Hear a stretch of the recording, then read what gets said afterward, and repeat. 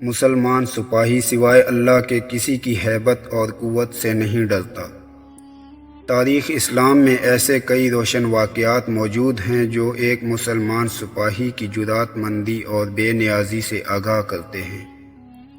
فتح قادسیہ سے پہلے جب ایرانی سپاہ کے سالار رستم نے ایک ایسے مجاہد کا دبدبہ دیکھا تو اسے یقین ہو گیا تھا کہ مسلمان سپاہی کا ایمان اسے ایسی قوت عطا کرتا ہے جو دشمن کی ہیبت اور شان و شوکت سے مرعوب نہیں ہوتا۔ جنگ قادسیہ میں رستم میدان جنگ میں 60,000 سپاہی کا لشکر لے کر آیا تو مسلمانوں سے جنگ کرنے سے پہلے ہی اس کے اعصاب پر خوف سا طاری تھا۔ وہ اس جنگ کو مؤخر کرنا چاہتا تھا، لہٰذا اس نے اپنا ایلچی حضرت سعد بن ابی وقاص رضی اللہ عنہ کی خدمت میں بھیجا اور پیغام دیا کہ وہ بھی اپنا کوئی معتمد خاص بھیجے تاکہ مصالحت کی بات کی جا سکے۔ روایات کے مطابق حضرت سعد بن ابی وقاص رضی اللہ عنہ نے حضرت رابع بن عامر رضی اللہ عنہ کو طلب کیا۔ اس وقت ان کی عمر 30 برس تھی۔ فقراء صحابہ رضی اللہ عنہ میں سے تھے۔ حضرت سعد رضی اللہ عنہ نے فرمایا، اے رابع، جاؤ اور اپنی وضاقتہ میں کچھ تبدیلی نہ کرنا، کیونکہ ہم ایسی قوم ہیں جن کو اللہ تعالیٰ نے اسلام کے ذریعے عزت و شان بخشی ہے۔ اگر ہم نے اسلام کو چھوڑ کر کسی اور ذریعے سے عزت و شان طلب کی تو اللہ تعالیٰ ہمیں ذلیل و رسوا کر دے گا۔ حضرت رابع بن عامر رضی اللہ عنہ گھوڑے پر جب ایرانیوں کے لشکر میں داخل ہوئے تو دیکھا کہ رستم کا لشکر اپنی قوت اور شان و شوکت دکھانے کے لیے مرصع ہے تاکہ اسلامی لشکر کے معتمد پر ہیبت طاری ہو جائے۔ آپ رضی اللہ عنہ گھوڑے پر سوار رہے اور جب رستم کے خیمہ کی سامنے پہنچے تو دیکھا یہ ہیرے جوہرات سے مرصع ہے اور شامیانے کے درمیان رستم کا سنہری تخت بچھا ہوا ہے۔ سر پر چھتر سونے اور ہیرے کی جھالروں سے سجایا گیا تھا۔ فرش پر بیش قیمت قالین تھے اور ان پر گاؤ تکیے موجود تھے جن پر زربفت کے غلاف چڑھائے گئے تھے۔ حضرت رابع رضی اللہ عنہ ان سب سے بے نیاز تھے۔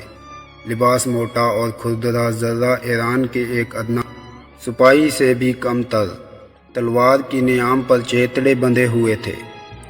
رستم کے سپاہی انہیں دیکھ کر ہنس دیے۔